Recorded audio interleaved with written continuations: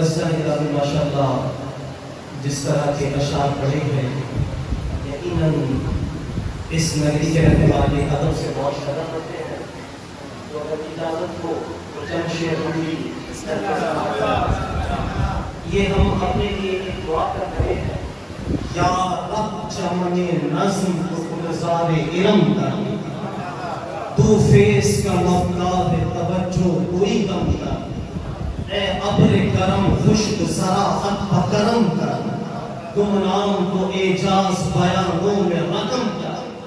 جب تک یہ چمک محل کے پردوں سے نہ جائے، اٹلی میں سخن میری قلم رو سے نہ جائے. آؤں طرف رزم ابھی چھوڑ کے کر بزم، خیبر کی خبر لائے میری تبے العزم.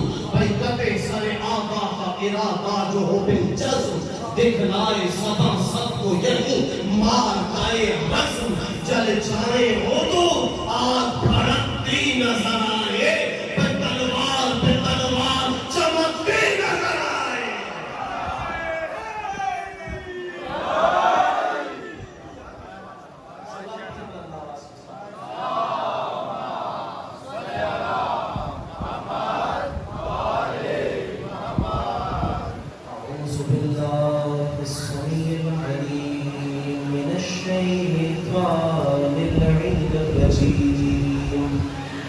بسم اللہ الرحمن الرحیم.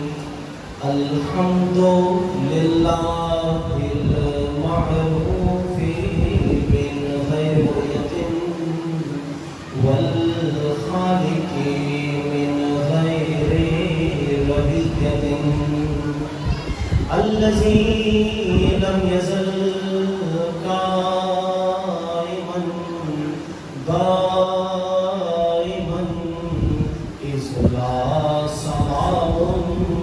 ذات ابراج ولا لیل داج ولا بحر ساج، والصلاة والسلام والتحیۃ والاکرام علی نبی الرحمۃ وخازن المغفرۃ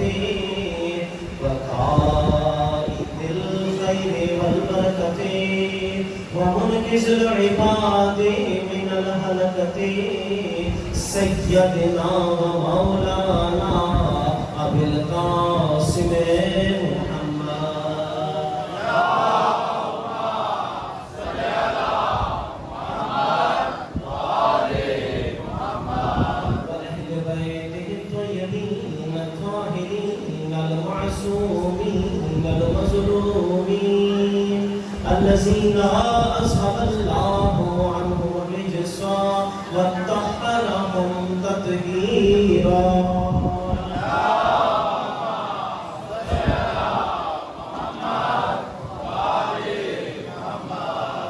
أما بعد فقد قال الله سبحانه وتعالى في محكم كتابه المجيد وفرقانه الحميد وقاله الحق. بسم الله الرحمن الرحيم. إنا عرضنا الأمانة على السماوات والأرض والجبال فأبين أن يحملنها وأشفقن منها وحملها الإنسان إنه كان ظلوما جهولا. صلوات.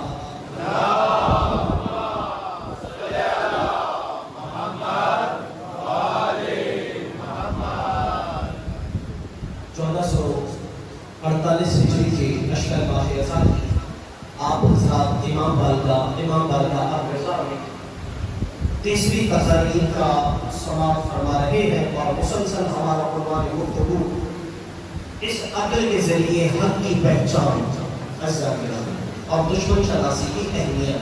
میں نے کل تمہیداً یہ بات عرض کی کہ پروردگار عالم انسان کے لیے فرما رہا ہے اِنَّا عَرَضْنَا الْأَمَانَةَ عَلَى السَّمَاوَاتِ وَالْأَرْضِ وَالْجِبَالِ. ہم نے امانت کو زمین و آسمان اور پہاڑوں کے درمیان پیش کیا. لیکن مخلوقات میں کوئی ہماری امانت کو اٹھا نہ سکا. وَحَمَلَهَا الْإِنسَانُ، اور انسان نے اللہ کی امانت کو اٹھا لیا. بے شک انسان ظالم بھی ہے، جاہل بھی ہے.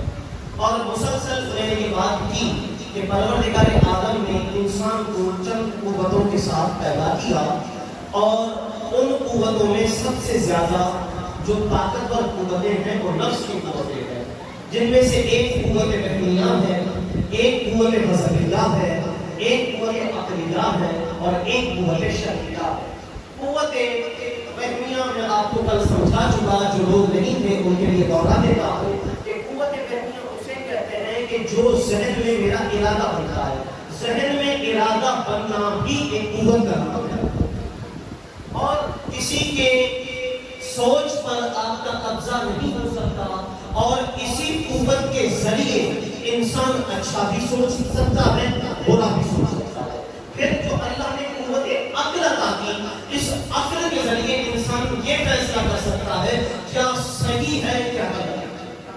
پھر اسی میں ایک قوت غضبیہ ہے، یعنی غصے کی کیفیت. ایک ہے غصے کی کیفیت کہ پھر انسان غصے کو کہاں استعمال کرتا ہے، کن موقعوں پہ استعمال کرتا ہے.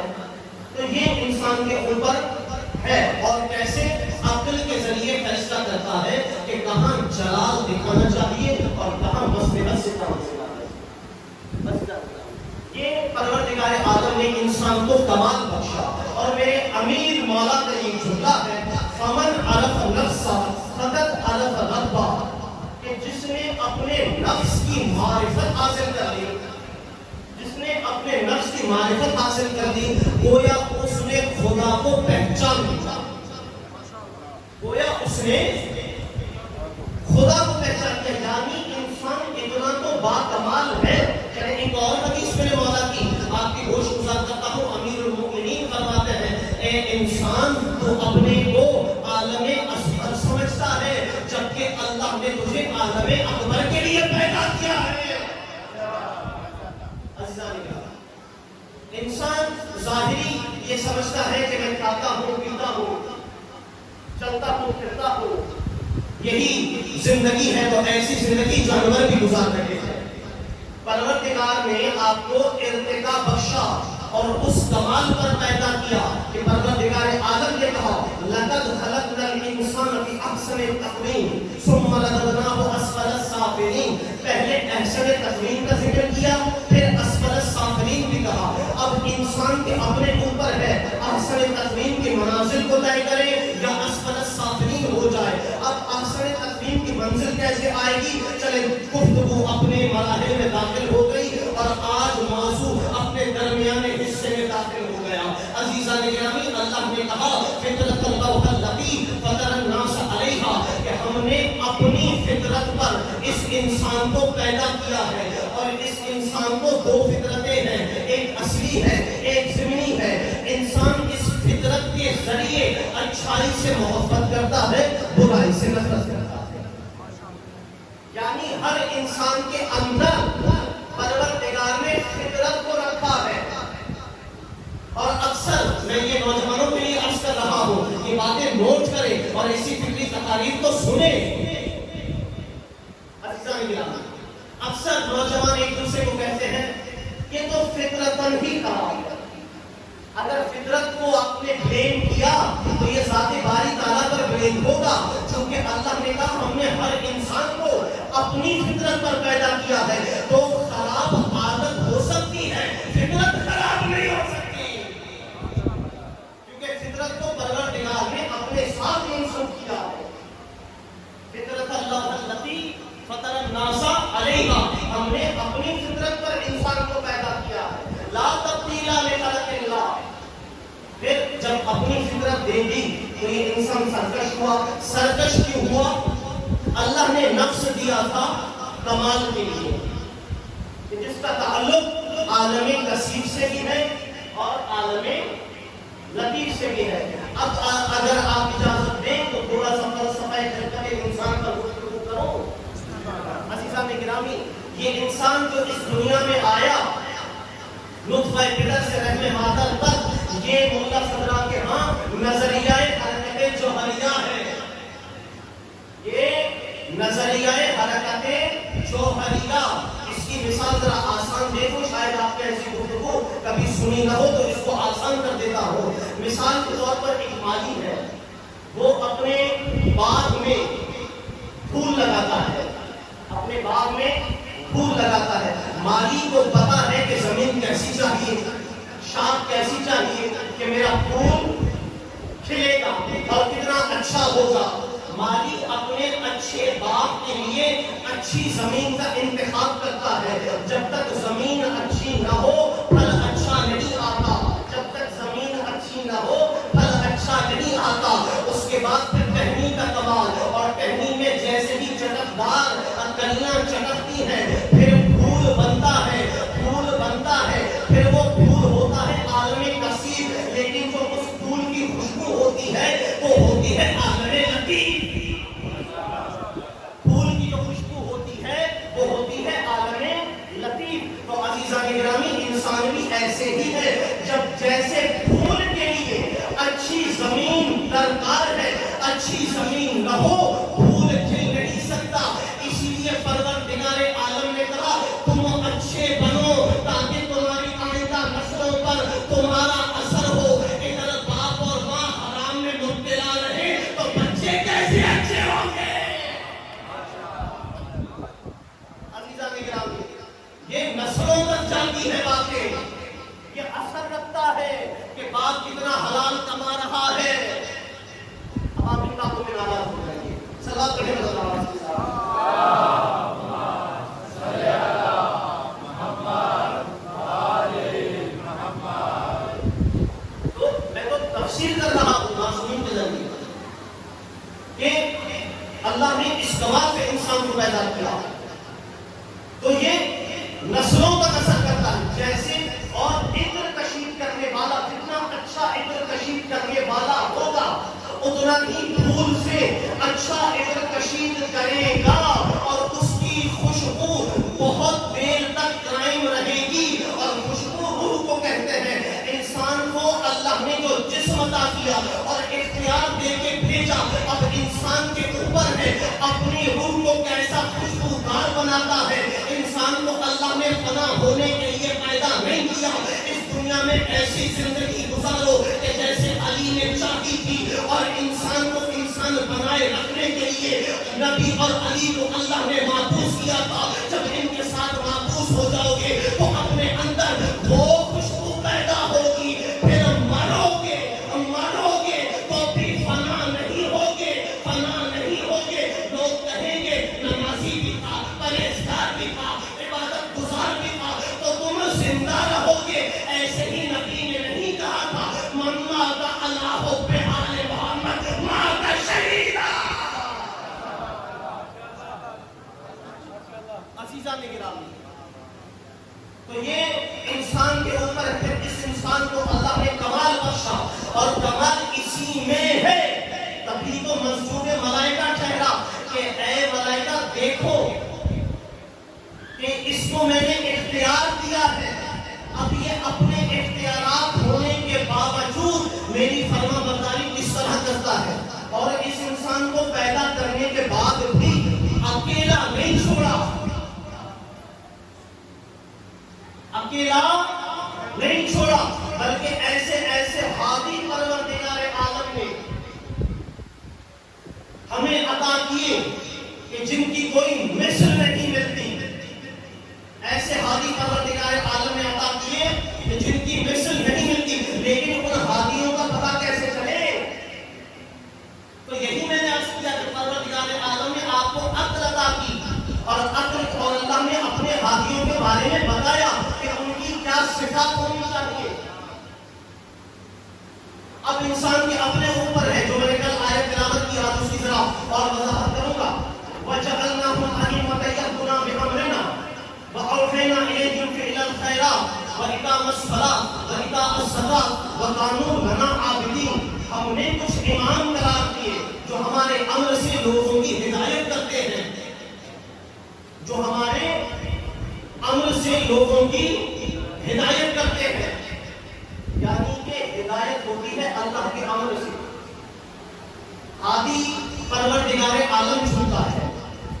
میں اپنے انسانی کو جھنجھوڑ رہا ہوں، اپنے کے ذریعے حق کی پہچان ہے۔ عزیزان گرامی، آپ جو اس دنیا میں ہیں، آپ اپنے خود کے مالک بھی نہیں ہیں، آپ کا مالک ہے اللہ۔ ہمارا مالک کون ہے؟ اللہ۔ ذرا بلند آواز سے کہیں، ہمارا مالک کون ہے؟ اللہ۔ تو ہمارا پروردگار اللہ ہے، اور جب ہمارا مالک اللہ ہے تو اچھا بندہ وہی ہوتا ہے جو مالک کے کہنے پر ہی زندگی گزارے، اور مالک جس کے ساتھ کہے اس کے ساتھ گزارے۔ چونکہ عزیزان گرامی، ہم جو اپنے دل میں جذبات رکھتے ہیں، جب دل بھی ہمارے دل کا مالک بھی اللہ ہے، تو اس دل میں جتنے جذبات ہیں ان کا مالک بھی اللہ ہے۔ تو اپنی طرف سے فیصلے نہیں کرنے کہ کن سے محبت کرنی ہے، کن سے نفرت کرنی ہے، کن کا دامن پکڑنا ہے، کن کا دامن چھوڑنا ہے، بلکہ خود خدا بتائے گا کون رحمت اللہ، کون لعنت اللہ۔ تو یہ بھی پروردگار عالم تشخیص کرے گا کہ کن کے ساتھ رہنا ہے اور کن کے ساتھ ہم نے بیزاری اختیار کرنی ہے۔ تو کچھ امام حق ہے اور کچھ امام باطل ہے، اور امام حق کا ہمارے پاس ہونا کیوں ضروری ہے؟ عزیزان گرامی، ایک بہت نایاب اور حسین نکتہ دینے جا رہا ہوں کہ فرعون اور حضرت موسیٰ کے درمیان جو مقابلہ ہوا، کیا فرعون کے لشکر میں سارے ہی بدکار ہی تھے؟ نہیں، کچھ رحم دل بھی تھے، کچھ اچھی صفت کے بھی تھے، لیکن سب کے سب ڈوب گئے۔ ادھر سے موسیٰ اولو العزم نبی، صاحب شریعت نبی، اب ان کے ساتھ سامری جیسا منافق بھی پار کر گیا۔ ادھر فرعون کے ساتھ جو تھے وہ ڈوب گئے۔ سامری لمبی تو ہوا، لیکن شروع میں دریا پار کر گیا تھا۔ کیسے پار کیا تھا؟ کیونکہ فرعون تھا امام باطل، موسیٰ تھے امام حق۔ آپ کوشش ضرور کریں، ہاں آپ علی جیسے کامل تو ہو نہیں سکتے، لیکن ان کے ساتھ متمسک ضرور رہیے اور کوشش ضرور رکھیے، اور کم از کم کچھ کوتاہیاں ہو جاتی ہے تو پھر بھروسہ رکھیے کہ ہم اہلِ غیرے کو نہیں مانتے، ہمارا دامن امام حق کے پاس ہے۔ جیسے سامری جیسا منافق بھی شروع میں موسیٰ کی وجہ سے پار کر گیا تھا، تو ہمارے پاس تو علی ہے۔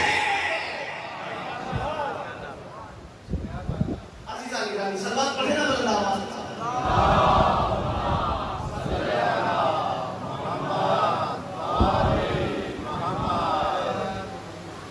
ہمارے پاس تو علی جیسی ہستی موجود ہے، اور کیا کیا مناتے ہیں عزیزان کرام، وجعلناہم ائمۃ یہدون بامرنا، ہمارے امر سے ہدایت کرتے ہیں۔ اور یہ امر کیا ہے؟ یہ امر کیا ہے؟ ایک آیت بلکہ سورہ قدر میں پروردگار عالم نے فرمایا انا انزلناہ فی لیلۃ القدر وما ادراک ما لیلۃ القدر لیلۃ القدر خیر من الف شہر تنزل الملائکۃ والروح فیہا باذن ربہم من کل امر۔ عزیزان گرامی، پروردگار عالم نے شب قدر میں امر نازل کیا، اور اسی امر کے ذریعے امام لوگوں کی ہدایت کرتا ہے۔ اور یہ امر نازل کہاں ہو رہا ہے؟ اور اللہ نے آواز دی، الذی خلق السبع السماوات، الذی خلق السبع السماوات، کہ اللہ نے 7 آسمان بنائے، اس کے بعد 7 زمینیں بنائی، یتنزل الامر بینہن لتعلموا ان اللہ علی کل شیء قدیر۔ اور زمین و آسمان کے درمیان اللہ نے امر کو نازل کیا، زمین و آسمان کے درمیان اللہ نے امر کو نازل کیا تاکہ تم یہ سمجھ سکو کہ اللہ ہر شے پر قادر ہے۔ शब में हुआ? लैलतुल कद्र में। नाजिल कहाँ हो रहा है? जमीन और आसमान के दरमियान लेके आ रहे हैं मलाइका। और इस अम्र के जरिए होता क्या है? ताकि तुम ये समझ सको अल्लाह हर शय पर कादिर है। यानी इस अम्र के जरिए अल्लाह की कुदरत जाहिर होती है। इस अम्र के जरिए अल्लाह की कुदरत जाहिर होती है।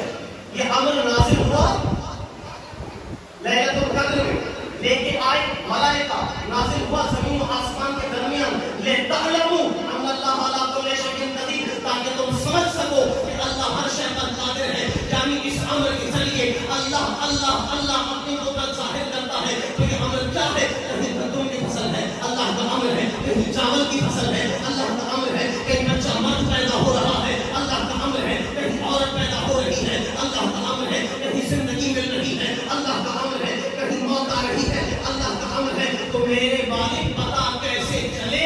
ये सब तू करता है, ये सब तू करता है, ये सब तू करता है। तो परवरदिगार आलम की यही आवाज आएगी कि नहीं नहीं, मेरी जानिब तो तुम मुकम्मल पहुंच नहीं सकते। तो उनको देखो जिनको साहिब अम्र बनाया है।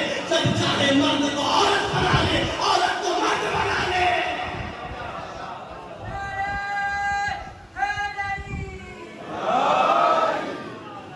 तो उन साहिबान अम्र की तरफ देखो तो तुम्हें मेरी तौहीद समझ में आएगी। सलवात पढ़े ना बदल आवाज के साथ।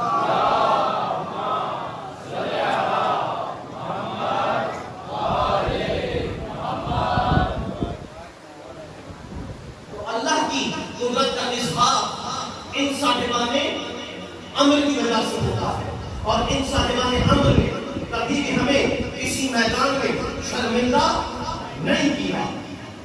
और जैसे मैंने पहले कहा कि हम खुद के मालिक नहीं हैं, हम खुद के मालिक नहीं हैं, हमारा मालिक अल्लाह है। तो अल्लाह फैसला करेगा कि हमें किसके साथ रहना है और किसके साथ मुकाबला, क्या उनके साथ बेसाली दूर रहना है, अज़ीज़ान के अल्लाह। ये खुद खुदा के हाथ में है। और हम अपनी तरफ से कोई किसी को इमाम मुंतखब नहीं करते। हमारे इमामों को वो मुंतखब करता है, हमारे इमामों को वो मुंतखब करता है। तो इसी अक्ल के जरिए आप मरहलों को पढ़ते चले जाएं कि जब अल्लाह मालिक है तो अल्लाह बताएगा हमें किसके साथ रहना है। इसी तरह अल्लाह ने जिनके साथ हमें रहना था उनके लिए परवरदिगार आलम ने कहा इन्नमा वलियुकुमुल्लाह व रसूलुहु वल्लज़ीना आमनु अल्लज़ीना युक़ीमूना अस्सलात व यु'तूना ज़कात व हुम राकिऊन। अल्लाह वली है, उसके बाद रसूल वली है, उसके बाद वो वली है जो हालत रुकू में ज़कात देता है। यानी कि अल्लाह ने सबसे पहले अपनी विलायत बयान की कि मैं वली हूं, फिर रसूल वली है, उसके बाद वो वली है जो हालत रुकू में ज़कात देता है। यानी विलायत के लिए कम अज कम साहिब इख्तियार होना भी जरूरी है। ये मैं आपको बता रहा हूँ विलायत की दो किस्में हैं, एक तकवीनी एक तशरीई। इस पर ये मेरा मौजू नहीं है, लेकिन मैं अगले इंसान को जोड़ते हुए सिर्फ एक दो सवाल करना चाहता हूँ और ये सवाल नौजवानों के जहनों में आ गए तो अपनी मेहनत को कामयाब समझेगा। अल्लाह ने विलायत को अपने पास यानी पहले अपनी विलायत का ऐलान किया, मैं वली हूँ। उसके बाद रसूल वली है, उसके बाद वो वली है कि जो हालत रुकू में ज़कात देता है। लेकिन खुदा की विलायत मुक़द्दस है, लेकिन जो एक वली में खुसूसियत है वही दूसरे में होनी चाहिए। विलायत की शर्त है, जो दूसरे में होनी चाहिए वही पहले में होनी चाहिए। और विलायत का मामला क्या किया जाता है? यहाँ अल्लाह के करीब बंदा जो अल्लाह के करीब हो, अल्लाह अल्लाह करे, जंगलों में भटके। हमारे अफ्रीका जाफिया में ऐसा नहीं, हमारे यहाँ हर कब्र पे अगर चादर चढ़ गई तो हम उनको वली नहीं मानते। हमारे यहाँ विलायत के लिए कुछ शर्तें हैं। मैं पुरानी उसलूब बता रहा हूँ क्योंकि خدا نے خود کے ساتھ ولایت کو جوڑا ہے کہ میں ولی ہوں. ولایت کے معنی کیا ہے؟ آج ولایت پر پیسے تو بہت ہوتے ہیں لیکن معنی کسی کو نہیں پتا. معنی کسی کو نہیں پتا کہ ولایت کسے کہتے ہیں.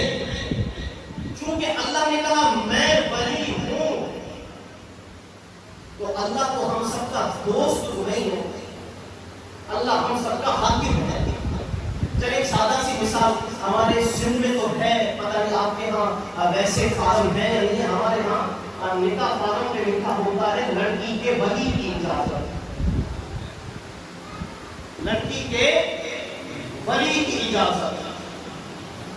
یعنی کہ لڑکی کے ولی کی اجازت کیا؟ گھر کا جو سربراہ ہوتا ہے وہ گھر کا ولی ہوتا ہے. سربراہ کو ولی کہتے ہیں. ارے تمہارا گھر تو بغیر سربراہ کے نہ چل سکے اور اس امت کے ولی کے لیے مانا تم دوست کا گھر ہو.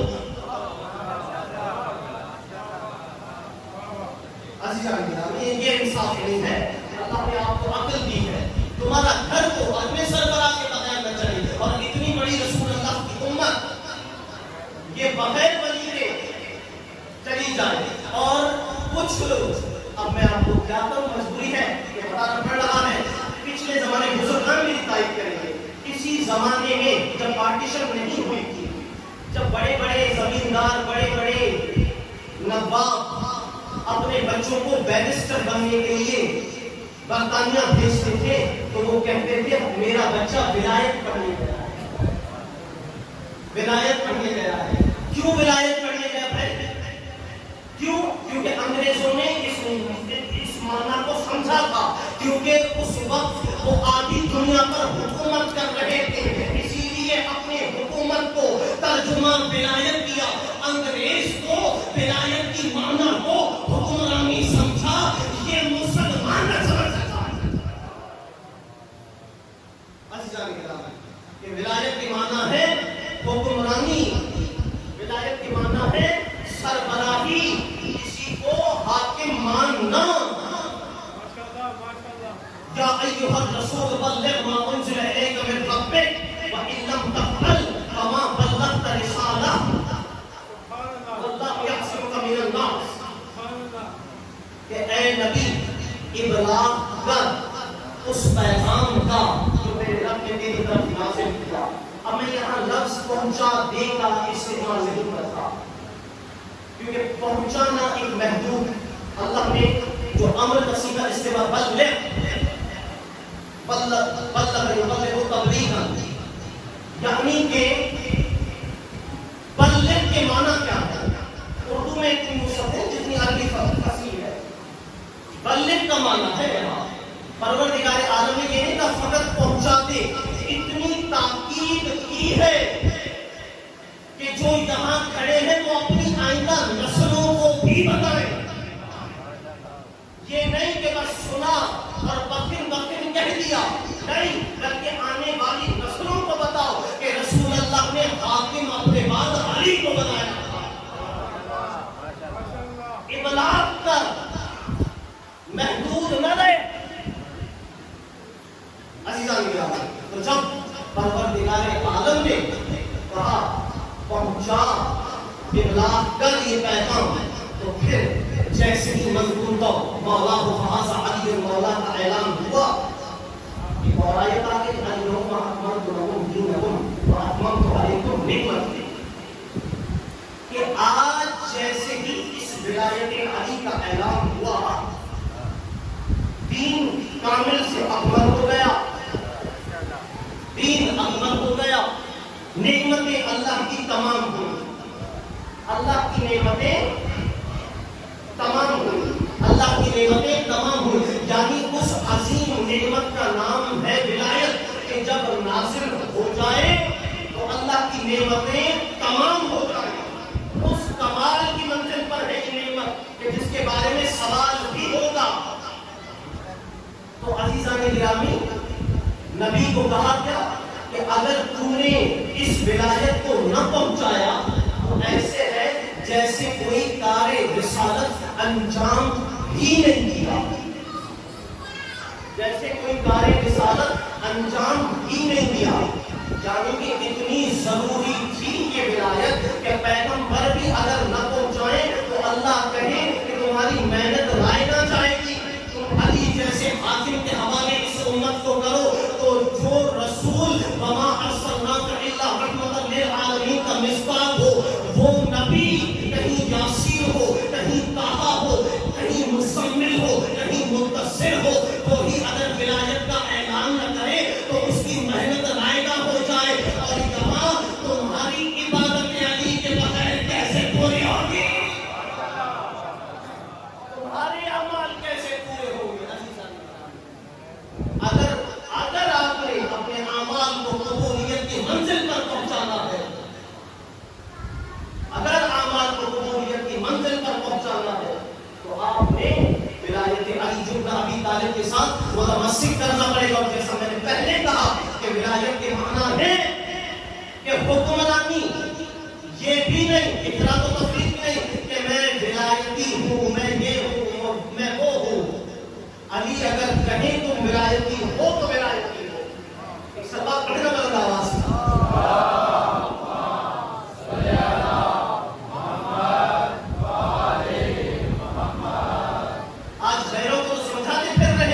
لیکن اپنے بھی اس بات کو سمجھے، فقط نعرہ لگانے سے بات نہیں بنتی۔ جب میں نے یہ کہہ دیا کہ ولایت کے معنی ہے حکمرانی، تو آپ اپنے اوپر دیکھیں آج اس زندگی میں تم نے کتنا اپنے اوپر علی کو حاکم بنایا ہے۔ آج اپنی زندگی میں غور کریں کہ آج میں اس لائق ہوں کہ میرا مولا مہدی میرے گھر آ سکے، کیا میں اس کی ولایت کو قبول کر رہا ہوں؟ نام سے تو کر رہا ہوں، کیا میرے اعمال میں ویسی تاثیر ہے؟ کیا میں نے مطالعہ زندگانی علی بن ابی طالب علیہ السلام کیا یا نہیں کیا؟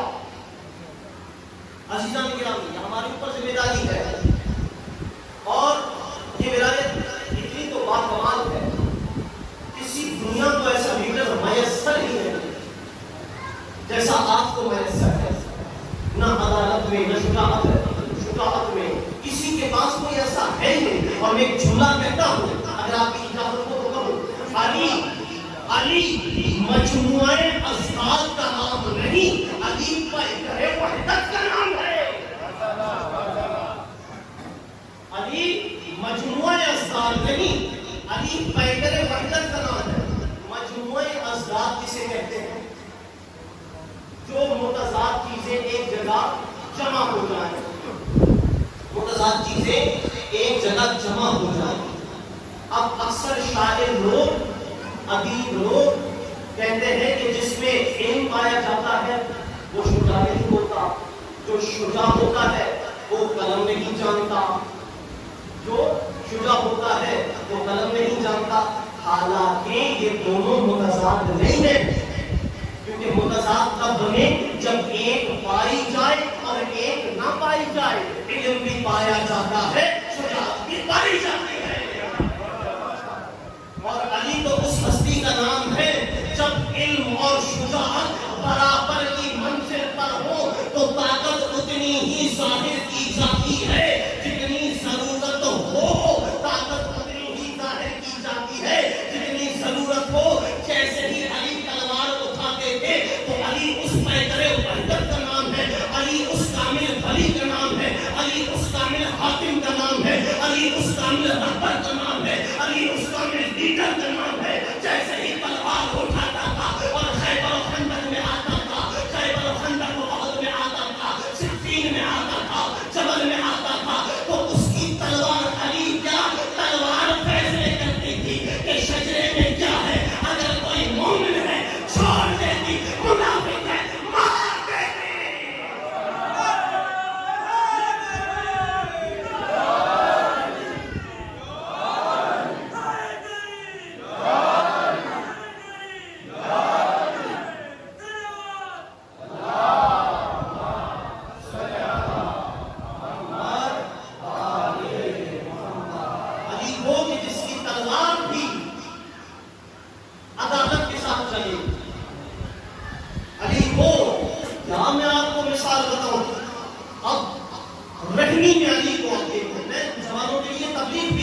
آپ علی کو سنیں.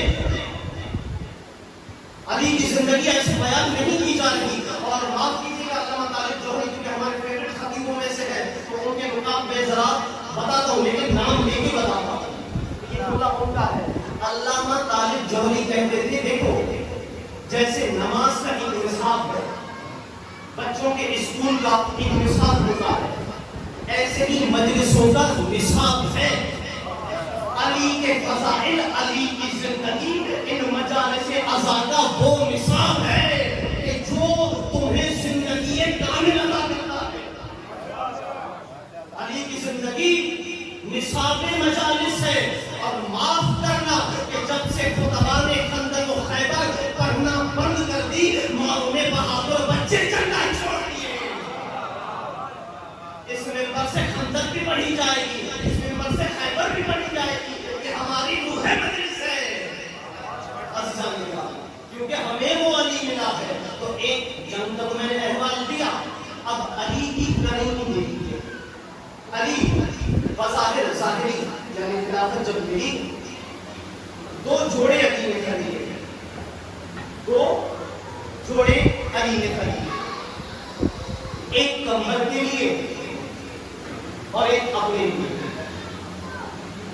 ایک ذرا اعلیٰ کوالٹی کا تھا اور ایک درمیانہ تھا. اب جیسے ہی علی خیاط یعنی درزی کے پاس آئے, کہا یہ دو جوڑے ہیں, ایک میرا ہے ایک میرے غلام کا ہے. خیاط نے کپڑوں کو دیکھا, پرکھا, کہا مولا اعلیٰ کس کا ہے اور درمیانہ کس کا ہے؟ اب سلام کرنا علی کو. کمبر نے فوراً درزی سے کہا کہ یہ میرے مالک ہیں, ان کے لیے اعلیٰ ہوگا, میرے لیے درمیان ہوگا, ان کی کریمی ہے, مجھے بھی اپنے ساتھ یاد رکھا. تو علی نے کہا یہ جوان ہے, اس کی باتوں میں نہ آنا, اعلیٰ میرے کمبر کے لیے ہے, درمیانہ علی کے لیے ہے. تو وہ درزی حیران ہو کے کہنے لگا کہ کمبر کیسا عظیم مالک تجھے اللہ نے عطا کیا ہے, کیسا عظیم رحمت تجھے اللہ نے عطا کیا ہے, اور تو اس کو چھوڑ کے بھی نہیں جانا چاہتا ہوگا. کہا علی نے تو بارہا مجھے آزاد کر دیا تھا, لیکن اپنا ضمیر ہی دوبارہ نہیں کرتا کہ علی کا نام چھوڑو. عزیزاں گرامی, یہ علی کی کریمی. تو آج آپ اپنی زندگی میں نوٹ کریں کہ آپ اپنے ماتحت کے ساتھ کیسا برتاؤ کرتے ہیں. یہ علی کی زندگانی آپ کو بتا رہی ہے. یا کہ انسانی سوچیں آپ عزیزاں گرامی, آپ اپنے ماتحت کے ساتھ کیسا چل رہے ہیں. اور جیسا کہ میں نے کہا اپنے آقا امام حسن کی طرف آ رہا ہوں. عزیزاں گرامی صلوات پڑھیں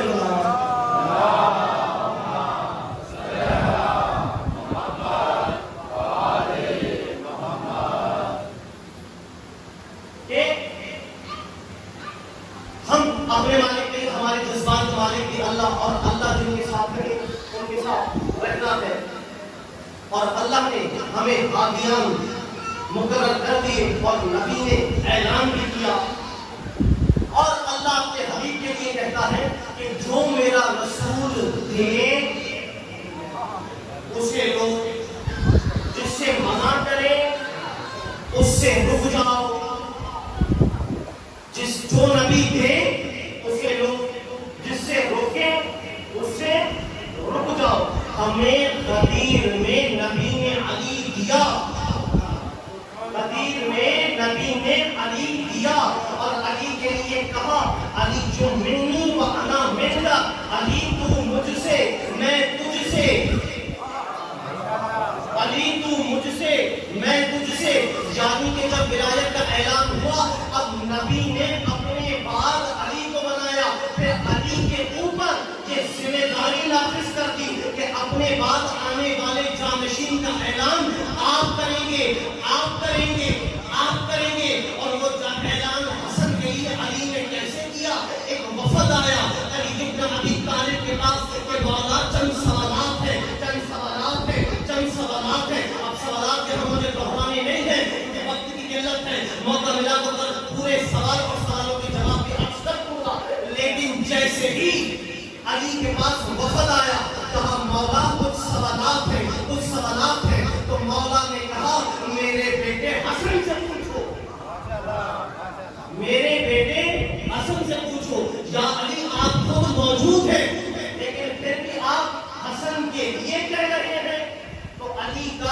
اپنی زندگی میں حسن کی طرف اشارہ کرنا یہ بتا رہا ہے جیسے نبی نے میرے لیے کہا من کنت مولا ہو فہذا علی المولا، میں نے حسن کے لیے کہا من کنت مولا فہذا حسن مولا۔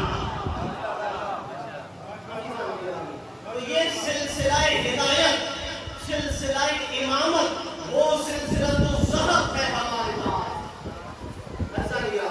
یہ میں انشاءاللہ آپ کو بیان کرتا چلا جاؤں گا، اس صلوات پڑھنے والا ہوں۔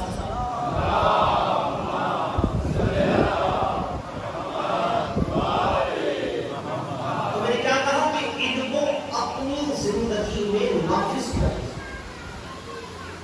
اپنی زندگی میں ان کو نافذ کریں، ان کے کردار، ان کے فضائل سے آپ لے کے کیا جا رہے ہیں۔ اتنے کامل، اتنے کامل، آپ حسن کو دیکھیں، آپ حسین کو دیکھیں، آپ ہمارے ائمہ کو دیکھیں، اور ایک جملہ، اب ہے تو یہ مسائل کا جملہ لیکن میں فضائل میں کہہ رہا ہوں، آپ میں یقیناً آپ مومن ہیں، دل نرم ہوتے ہیں۔ ہر امام نے اپنے قاتل سے یہ پوچھا ضرور ہے، کیا میں تیرا اچھا امام نہیں تھا؟ ہر امام نے یہ سوال کیا ہے، کیا میں تیرا اچھا امام نہیں تھا؟ تو کسی قاتل نے بھی یہ جرأت نہیں کی کہ ان کے کردار میں کوئی کمی دکھائی۔ کمال یہ ہے کہ دشمن بھی کہنے پہ مجبور ہو جائے کہ آپ جیسا امام ہم نے پایا نہیں۔ اور حسین، کیا میں بیان کروں کہ جب عمر کے قافلے میں حسین کو روکا، آج 2 محرم ہو گئی اور حسین کا قافلہ کربلا میں داخل ہو گیا، عزیزان کرام۔ لیکن جب رستے میں خود میں روکا تھا اور امام حسین علیہ السلام کی چلتے ہوئے گھوڑے کے لجام فرس کو تھاما تو عباس کو جلا، عباس کو جلا آیا، کہا میرے ہوتے ہوئے کوئی میرے مولا کے لجام فرس کو تھامے اور کہے کہ میں آپ کو آگے جانے نہیں دوں گا۔ تو حسین نے کہا اے حر، تیری ماں تیرے غم میں بیٹھی، تیری ماں تیرے غم میں بیٹھی، تیری ماں تیرے غم میں روئی۔ کیا یہ حسین کی دعا کی نہیں عزیزوں؟ یہ حسین نے خود کو دعا دی، اور کے زمین کو جھجوڑا تھا۔ جیسے کہ حسین نے یہ کہا تیری ماں تیرے غم میں روئے، پلٹ کر حر نے یہ کہا کہ اگر آپ کی ماں کا نام فاطمہ زہرا نہ ہوتا تو میں بھی ایسے یہ جملہ کہہ سکتا تھا، لیکن آپ کی ماں کا نام فاطمہ زہرا ہے، مجھ میں یہ جرأت نہیں ہے کہ حسین کو کچھ ایسا کہوں۔ اب فوراً حسین زینب کے خیمے میں آئے اور کہا بہن زینب، پور جلد ہی ہمارے پاس آئے گا، اس کے قلب میں میری ماں کا احترام ہے۔ میرے عزیزو، حسین کربلا کے میدان میں پہنچے، حسین کا گھوڑا نہ چلا، جیسے ہی حسین نے خاک کو اٹھایا، خاک کو سونگا، کہا انا للہ و انا الیہ راجعون۔ ارے حسین کی مقتل کہاں آ گئی، اچانک ایک ایسی آندھی چلی، ارے ذرا سی چادر زینب کے سر سے ڈال گئی، زینب مضطرب ہوئی، اجرکم من اللہ۔ میرے عزیزو، حسین نے قبیلہ بنی اسد کے ساتھ کیسے سودا کیا میں تفصیل نہیں پڑھتا کیونکہ میرے خود تک آنا ہے۔ میں ایک جملہ کہوں گا، حسین کتنا کریم ہے، جب بھی کوئی زمین اپنے نام کرواتا ہے یا بیٹوں کے نام کرواتا ہے، بیٹے نہ ہو تو بھائیوں کے نام کرواتا ہے۔ کربلا کے کریم نے بنی اسد والوں کو کہا قبضہ تم ہی رکھو، لیکن کربلا کی زمین میرے شیعوں کی ہے۔ جب میرے شیعہ آئے ان کو 3 دن پانی پلانا، عزیزان گرامی، پھر مجھے قتل کے ارادے سے فوجیں آ رہی ہے، جب یہ مجھے قتل کر دے تو میری لاش کو دفنا دینا۔ اور عورتوں سے کہا اگر تمہارے مرد ڈر جائے تو تم آ جانا۔ پھر حسین بچوں سے مخاطب ہوا، کہا اگر تمہارے ماں باپ نہ آ سکے تم کھیلتے ہوئے آنا، اپنے ہاتھوں سے کھیلتے ہوئے مٹی ڈال دینا۔ میرے عزیزوں، خود مضطرب ہوا، مضطرب تھا۔ شب عاشور اپنے غلام اور بیٹے کو لے کے فرات پہ آیا، کہا میں نے پانی بند کیا تھا، حسین نے پلایا تھا، جوڑوں پر پانی دیا، پھینک دیا، پردے سے کسی ماں کی آواز آئی، جتنا پھینکا علی اصغر کے لیے کافی تھا۔ میرے عزیزوں، ایک مرتبہ تھا، میں بہت شرمندہ ہوں، حسین مجھے معاف کریں گے۔ ایک مرتبہ ان کے بیٹے نے کہا بابا دیر آپ نے کی ہے، وہ تو کب سے راہ دیکھ رہے ہیں۔ میرے عزیزوں، اور نے ہاتھوں کو بندھوایا، ہاتھوں میں پٹی باندھی، اب جیسے ہی اور چلا، اور کے بیٹے نے کہا اللہ اکبر، کہا اے بیٹا یہ تکبیر بلند کیوں کی؟ کہا بابا علی اکبر تیرے استقبال کے لیے۔ پھر دوسری تکبیر بلند کی، فرمایا بیٹا یہ دوسری تکبیر کس کے لیے؟ کہا علی کا بیٹا پاس آ رہا ہے۔ میرے عزیزوں، عباس آئے، اب ہور کے بیٹے نے جو تکبیر بلند کی، تکبیر بند نہیں ہوتی تھی، کہا بابا غضب ہو گیا، سارا کلام تیرے استقبال کے لیے آ رہا ہے۔ میرے عزیزوں، ہور کو گلے لگایا، ہور نے کہا مولا سند معافی کب ملے گی جب مجھے زینب معاف کرے۔ پردے سے آواز آئی، ہور